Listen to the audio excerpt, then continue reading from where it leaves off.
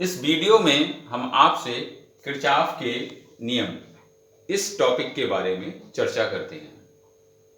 Kirchhoff ने किसी जटिल वैद्युत परपथ के विभिन्न खंडों में प्रवाहित होने वाली वैद्युत धारा का मान ज्ञात करने के लिए दो नियम प्रस्तुत किए।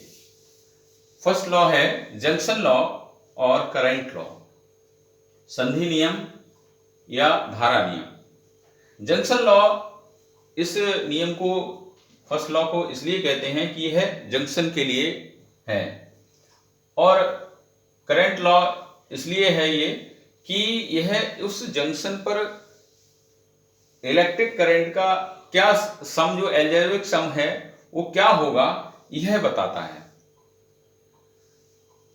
इस नियम के अनुसार वैद्युत परपथ में किसी संधि पर मिलने वाली समस्त वैद्युत धाराओं का बीजगणितीय योग शून्य होता है। Algebraic sum of all currents at any points of the junction is equal to 0. Mathematically, we can write it as sigma I is equal to 0 in this way. Here a figure of electrical circuits. Point O is the junction of electrical circuits. Point O क्या है? उस electrical circuits का junction है।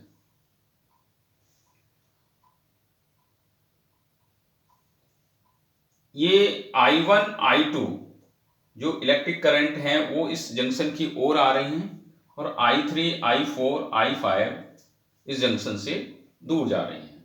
तो algebraic sum लेने का अर्थ है कि जो इस जंक्शन की ओर करंट आ रही हैं उनको पॉजिटिव साइन से लेंगे, और जो जंक्शन से दूर जा रही हैं उनको नेगेटिव साइन से लेंगे। तो इस आधार पर I1 प्लस I2, I1 और I2 पॉजिटिव होंगी, और I3 I4 और I5 निगेटिव होंगी। इन सब का सम जो है एल्जेब्रिक सम 0 हो जाएगा। चिन्ह सहित इनको संधि की ओर आने वाली धाराओं को धनात्मक पॉजिटिव साइन से लेंगे, और संधि से दूर जाने वाली धाराओं को नेगेटिव साइन से लेंगे। तो इस आधार पर I1 plus I2 is equal to I3 plus I4 plus I5। I1 plus I2 ये संधि की ओर आने वाली धाराएं हैं, और ये संधि से दूर जाने वाली धाराएं। तो संधि की ओर आने वाली धाराएं वैद्युत धाराएं बराबर संधि से दूर जाने वाली वैद्युत धाराएं। तो ये जो किरचॉफ का नियम है, law of conservation of charge, उस पर आधारित है। जितना चार्ज इस जंक्शन की ओर 1 सेकंड में जा रहा है, उतना ही चार्ज इस जंक्शन से 1 सेकंड में दूर जा रहा है। तो इस जंक्शन पर जो चार्ज है वो क्या होगा, उसका सम जो है निकालेंगे वो शून्य निकल के आएगा। अब हम इस नियम को एक एग्जाम्पल से और समझेंगे। जैसे ये कोई इलेक्ट्रिकल सर्किट्स का एक पार्ट है, इधर से 2I करंट आ रही है, इधर से 3I करंट आ रही है, और ये जंक्शन है। तो यहां जो इस ब्रांच में जो करंट होगी वो इस लॉ के अकॉर्डिंग 2I इधर से आई, 3I इधर से आई, तो 5I होगी, क्योंकि इस जंक्शन पर इन जो इलेक्ट्रिक करंट्स होंगी इनका सम क्या होगा, 0 होगा। एल्जेब्रिक सम 0 होगा। तो इस जंक्शन पर एल्जेब्रिक सम 0 होने का मतलब है कि इस ब्रांच में, जो ये ब्रांच है, इसमें 5I करंट होगी जो इस जंक्शन से दूर जाएगी। अब हम किरचॉफ का जो सेकेंड लॉ है उसको समझेंगे। Kirchhoff second law is a loop law और वोल्टेज लॉ। इसको लूप लॉ इसलिए कहते हैं कि यह लूप एक इलेक्ट्रिकल सर्किट से है, उसके लूप में लागू होता है, उसमें लगाया जाता है। और वोल्टेज लॉ इसलिए कहते हैं कि उस लूप में वोल्टेज का सम क्या होगा, सम जो है जीरो होगा, इसके बारे में बताया जाता है। एल्जेब्रिक सम, उस लूप में वोल्टेज का एल्जेब्रिक सम जीरो होगा, इसको व्यक्त करता है। इस नियम के अनुसार वैद्युत परपथ के प्रत्येक बंद पास क्लोज्ड मेश के विभिन्न खंडों में प्रवाहित होने वाली वैद्युत धाराओं तथा संगत प्रतिरोधों के गुणनफलों का बीजगणितीय योग उस बंद पास में लगने वाले विद्युत वाहक बलों के बीजगणितीय योग के बराबर होता है। Mathematically we can write it as sigma I R बराबर सिग्मा ई। अब इस नियम को जो हम ये देख रहे हैं एलएचएस में सिग्मा आई आर बराबर सिग्मा ई, ये और आरएचएस में देख रहे हैं सिग्मा ई, तो इस जो मैथमेटिकली हम लिख रहे हैं इसको हम किसी भी इलेक्ट्रिकल सर्किट्स में कैसे एप्लीकेबल करते हैं, किस तरह से लगाते हैं, वो हम देखेंगे। यहाँ इस इलेक्ट्रिकल सर्किट्स में दो लूप हैं।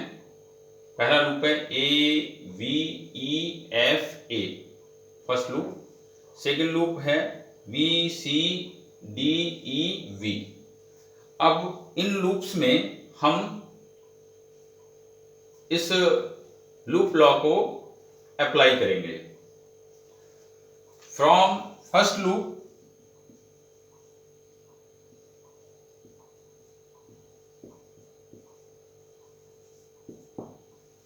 आप देख रहे हैं एलएचएस में जो उस लूप के विभिन्न जो खंड हैं उनमें प्रवाहित होने वाली विद्युत धाराओं और संगत जो करस्पॉन्डिंग रेजिस्टेंस है, संगत प्रतिरोधों के गुणनफलों का बीजगणितीय एल्जेब्रिक सम। तो यहां देखिए, यहां जो सोर्स ऑफ ईएमएफ एक सेल लगा हुआ है E1, इसका ईएमएफ है। दूसरा है इसी लूप में सोर्स ऑफ ईएमएफ एक सेल है जिसका विद्युत वाहक बल है जो ईएमएफ है वो E2 है। दो रेजिस्टेंस हैं R1 और R2। इस ब्रांच में यहां देखिए R1 जो रेजिस्टेंस है उसमें जो इलेक्ट्रिक करंट फ्लो कर रही है वो I1 और R2 में I2। तो जो लूप लॉ अप्लाई करेंगे तो हम जो कैलकुलेशंस एंटी क्लॉकवाइज डायरेक्शन में लेंगे, यहां करंट ऐसे फ्लो कर रही है, तो जो एंटी क्लॉकवाइज डायरेक्शन में जो कैलकुलेशंस करेंगे आई और आर के जो गुणनफल हैं वो पॉजिटिव लेंगे, और जो इसके अपोजिट होंगे मतलब क्लॉकवाइज डायरेक्शन में होंगे वो निगेटिव लिए जाएंगे। तो एलएचएस में है आई और आर का गुणनफल। तब जब हम इसमें इस लूप में फर्स्ट लूप में इस लॉ को अप्लाई करेंगे तो देखेंगे I1 इंटू R1 ये पॉजिटिव होगा, क्योंकि यह जो लूप हम इसमें जो चिन्ह बना रहे हैं तो उसकी डायरेक्शन में देख रहे हैं आप, ये है। और I2 इंटू R2 ये निगेटिव हो जाएगा। जब हम ऊपर वाले लूप में लॉ लगाएंगे तो हम नीचे वाले को नहीं देखेंगे, ऊपर ही हम इसको लूप ऊपर वाले लूप में ही इस लॉ को लगाएंगे। देखिए इसमें ये I2 जो है, जो कैलकुलेशंस हम ले रहे हैं उसके लूप के अकॉर्डिंग उसके ये अपोजिट है, तो इसलिए ये I2 क्या होगा, निगेटिव होगा। I2 इंटू R2 जो मल्टीप्लीकेशन जो गुणनफल निकल के आएगा I2 R2 का वो निगेटिव लेंगे। ये LHS कंप्लीट हुई। RHS में देखिए RHS में जो पहला शेड है जिसका EMF E1 है वो पॉजिटिव उसका EMF रहेगा E1, और E2 देखिए आप, E2 की जो डायरेक्शन है, मतलब E2 इसके अपोजिट है, चिन्ह के क्या है देख रहे हैं आप, अपोजिट है, तो इसलिए E2 निगेटिव लिया जाएगा। This is the equation number 1। Now from second loop,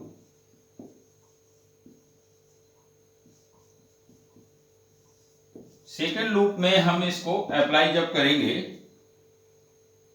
तो हम फर्स्ट लूप को नहीं देखेंगे, और जो कैलकुलेशंस इस एरो की डायरेक्शन में होंगी, जो हम यहाँ कैलकुलेशंस के लिए ले रहे हैं, उसकी डायरेक्शन में जो होंगे वो पॉजिटिव। देखिए यहाँ इसके अकॉर्डिंग इस लूप में देखिए I2 इंटू R2 पॉजिटिव होगा, और यहाँ आप देख रहे हैं I2 इस वाले सेल से जो विद्युत धारा आ रही है और इस वाले सेल से जो इलेक्ट्रिक करंट आ रही है I1, ये दोनों मिलकर इस जंक्शन पे मिलकर I1 प्लस I2 हो जाएंगी, और इस R3 रेजिस्टेंस में I1 plus I2 current flow करेगी। तो I2 इंटू R2 इस एरो की जो कैलकुलेट कर रहे हैं उसकी डायरेक्शन में लिया गया है, और I1 प्लस I2 ये भी पॉजिटिव होगा क्योंकि ये उसी डायरेक्शन में है।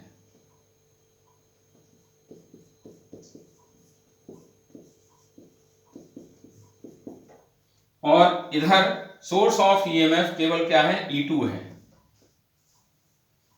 और उसकी डायरेक्शन इसी कैलकुलेशन की डायरेक्शन में ले रहे हैं। I2 into R2 plus I1 R3 plus I2 R3 बराबर E2। यहां से I1 R3 I2 कॉमन ले लोगे, R2 प्लस R3 बराबर E2। अब इन इक्वेशन से समीकरण जो 1 और 2 आई हैं, इनसे हम I1 I2 की वैल्यू निकाल सकते हैं। R1 R2 और E1 E2 हमें दिए होंगे, तो ये इक्वेशंस इस तरह से होंगी, जैसे 2I1 माइनस 2I2 बराबर 10, और दूसरी इक्वेशंस मान लेते हैं इस तरह से आ गई, I1 प्लस 2I2 बराबर 4। तो हम इससे I1 और I2 की वैल्यू कैलकुलेट कर सकते हैं। ये जो लॉ है, ये law of conservation of energy उस पर आधारित है, तो इसलिए जो ये सेकेंड लॉ है, law of conservation of energy पर आधारित है। धन्यवाद।